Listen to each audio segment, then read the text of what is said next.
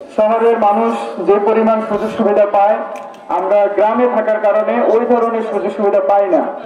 আর এই গরিব ছাত্র কল্যাণ তহবিল প্রতি বছরই চেষ্টা করে একটু সুবিধা বঞ্চিত যারা আছে, একটু এলাকার বিভিন্ন প্রতিষ্ঠানের শিক্ষার্থীদের মাঝে শিক্ষা উপকরণ বিতরণের আনুষ্ঠানিক কার্যক্রম এখনই শুরু হয়েছে। ইতিমধ্যে আমাদের অনুষ্ঠানের সম্মানিত অতিথিবৃন্দ এসে উপস্থিত হয়েছেন।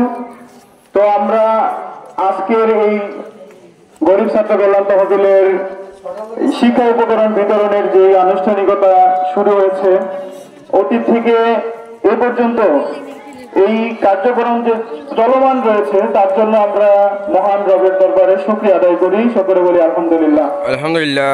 এই শিক্ষার কাজকে এগিয়ে নিয়ে যাওয়ার জন্য আমরা তো মোটামুটি শহর থেকে একটু দূরে, শহরের মানুষ যে পরিমাণ সুযোগ সুবিধা পায় আমরা গ্রামে থাকার কারণে ওই ধরনের সুযোগ সুবিধা পাই না। আর এই গরিব ছাত্র কল্যাণ তহবিল প্রতি বছরই চেষ্টা করে একটু সুবিধা বঞ্চিত যারা আছে, একটু মেধাবী ছাত্র যারা আছে তাদেরকে তাদের পড়াশোনার যেন ব্যাঘাত না ঘটে, প্রতিষ্ঠানটি যেন আরো সামনের দিকে আরো ব্যাপক পরিসরে আপনাদের মাঝে শিক্ষা উপকরণ দিতে পারে, সেই জন্য দোয়া করবেন। তো আজকের অনুষ্ঠানের আনুষ্ঠানিক উদ্বোধনী বক্তব্য দেওয়ার জন্য আমাকে বলা হয়েছে। অগোছালো ভাবে যে দু একটি কথা বলেছি তার জন্য আমার কথা কোনো ভুল হয়ে থাকলে তার জন্য ক্ষমা প্রার্থী।